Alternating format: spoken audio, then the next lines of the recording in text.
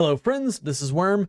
Yes, that one. And today I wanted to talk about the appeal of this season because I think this season is an absolute banger in terms of appeal to Destiny 2 players. Now, of course, we're only on the second day, so I really can't speak for the whole season.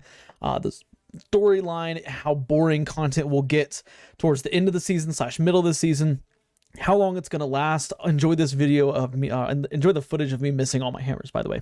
But yeah, let's talk about the appeal because I think that this season has brought in some absolutely astonishing appeal that personally I think probably has been the best we've seen in several seasons. So I want to start off with, of course, the whole theme behind this season, which is witches and kind of like this witchcraft, arcana, stuff like that. I don't really know the word for it, but this is a really neat idea.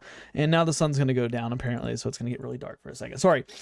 This is a fantastic idea, and I love Bungie's execution in it with the whole card system, you know, the arcana cards. You got major, you got minor arcana, stuff like that. But I think that this route that they went, it is substantially different from previous seasons, you know, not wholly different. It's not a whole new system, but it is a lot different than previous systems because of course now you randomly unlock various like I guess traits that you would normally get from your season pass, or not season pass, from your knockout system. You know, last season we had the challenges, and like every time you do a challenge you would unlock something like the ability to deep sight focus, stuff like that. This one, it's definitely a little bit different. But I think it's fantastic because you also unlock these power play cards, right? These major arcana cards that fundamentally change how you play the game. Like, I can't remember the name of it, but there's one that, like, if you get a kill on an enemy that's under the effect of a subclass debuff, it drops heavy ammo, right? And it's not just like, oh, like a finder brick. Like, it drops 3 full-size bricks of heavy ammo or something insane like that. Like, it is super fun. You know, they've got some that give you shields, they got some that increase your damage. Like, these cards really change up how you do the seasonal activity, and I think that that's fundamentally is something that's so fun to play around with. And the theme of the season being, you know, witchcraft and stuff like that, it really fits that theme well. And I think that Bungie, I mean, they did a fantastic job in executing how they work. I'm very excited to see the other, I guess, major arcana stuff that we can get, because I want to see like what other buffs and stuff that we have in store for us. But of course, on with, you know, the idea of the whole witchcraft, you know, thing like that, the ability to unlock cards is really cool. You know, you do a event, you know, a Altar of Summoning, for example, and you get a random card. Is that card going to be major arcana? I don't know, maybe. Is it going to be minor arcana? And then if it's minor arcana, it's like, what is it going to be? I've gotten an exotic Ingram, I've gotten enhancement cores, I've gotten enhancement prisms, I've gotten random just legendary drops, I've gotten seasonal drops. Like, there's all kinds of stuff that you can get from these, you know, mystery cards that you flip over. And I think I was looking at the, you know, I was looking at the system and how they do it, and I counted out the cards. There's some locks. Like, if you look at the, I can't remember the actual name of the thing, but where all the cards are and you can see all the cards, there are some that have little locks on them. I think those are going to be time gated, locked out by week, and every week when we do certain things, the story mission, stuff like that, then we'll unlock those, because I counted them out and there are enough. There's 5 per week for like 7 weeks. So in total, I think 8 weeks, like this, including this week, 8, and then 7 more after that, 5 each week. So I wouldn't be surprised if that's, you know, every week we get 5 new unlocks from that, aside from just the random, you know, the random assortment that we get. But the idea of the whole witchcraft thing, it's really cool. It's really interesting.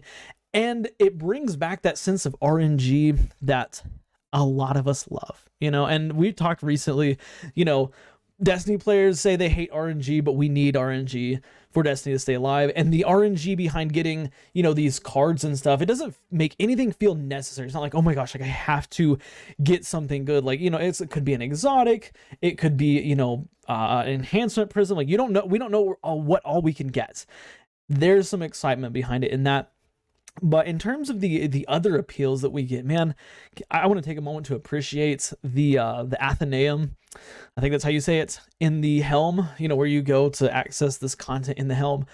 That location is what I've literally been missing from my entire life. I am gonna screenshot that and save that as my background on my PC because it's insanely beautiful. So again, the appeal definitely there. The armor sets, I know that's, you know, I've seen mixed reactions about the seasonal armor set. I'm not crazy about the seasonal armor set by any means, but the seasonal ornaments, they are very cool.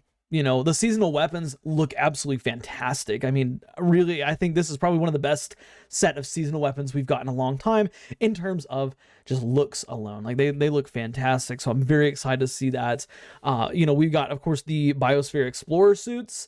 Or I'm sorry, Biosphere Explorer, the Hinterland, and I can't remember what the Warlock's name is. We don't know how to get them yet, but we assume this is the one that Bungie said it was going to be an Eververse store item, and then they made it like free for all players. So don't know how we're going to get it.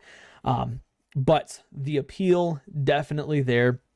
I think that this season visually is absolutely stunning, and I think that Bungie has done a very good job with it. Not only that, but the activities themselves are really fun. Like the Altars of Summoning is an absolute blast. Like it is difficult, but it's not too difficult. You know, like at the if you give a powerful offering, it's going to be tough. Like I'll tell you this right now.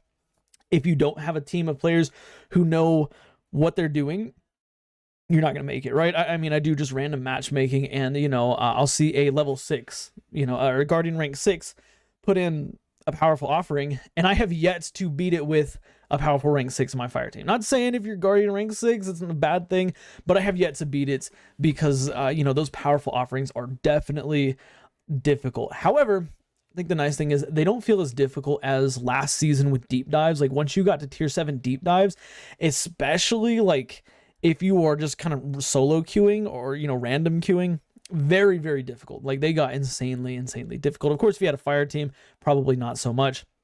But yeah, the Altars of Summoning, very fun. Savathûn's Spire, again, very neat activity. It's a lot easier in my opinion. But yeah, it's still pretty cool. I think it's very interesting. We didn't get a 6-person activity, but I guess we'll just have to see.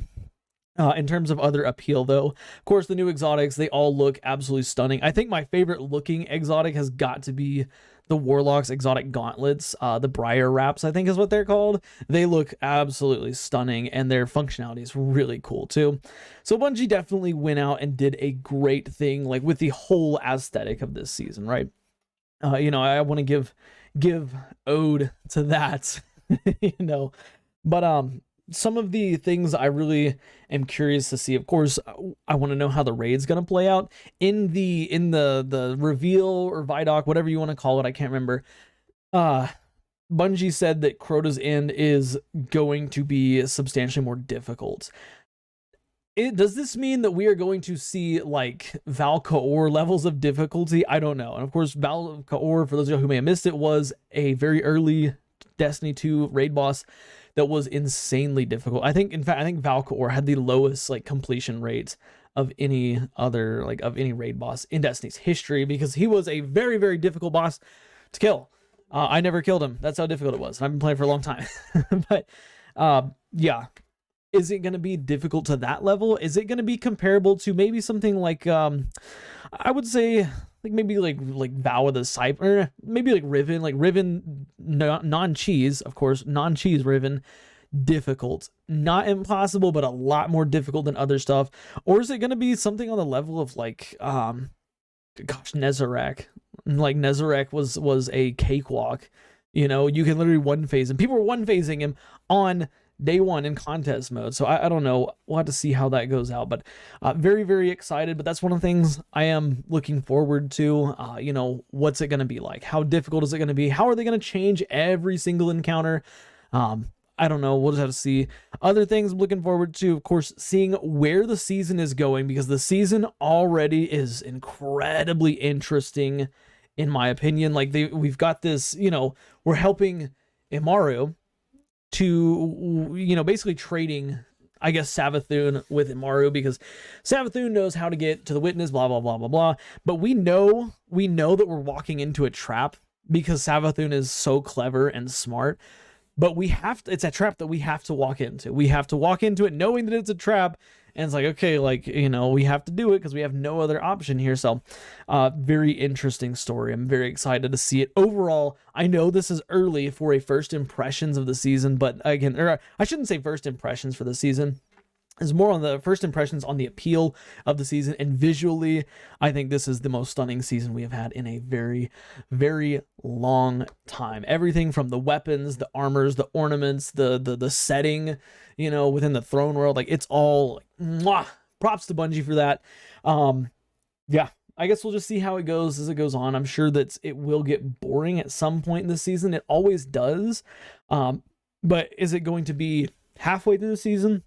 Is it going to be 3/4 of the way through the season? Is it going to be, you know, we're going to have fun up until literally the last day of the season? Like, I don't know. I think that's kind of where I judge it. Like, I do expect, just like with every other season, the fun factor is going to fall off as time goes on. But it just depends on where that line is. Like, is it 6 weeks in? Is it 12 weeks in? I don't know what to see, but with that being said, I want to know your thoughts specifically on the appeal of the season, the look of, you know, ornaments, the ornaments you see in the background here, the look of the weapons, like the overall art style, you know, the theme with the whole witches and stuff. Like, tell me what your thoughts are on that, because I like to know, and I like to read y'all's thoughts. Of course, if you like the video, drop a like. It really helps the channel out a lot. Subscribe for more daily Destiny content, and do me a favor, watch the video you see on the end screen here, because for whatever reason, YouTube thinks you will like them. Guys, I'll see y'all next time.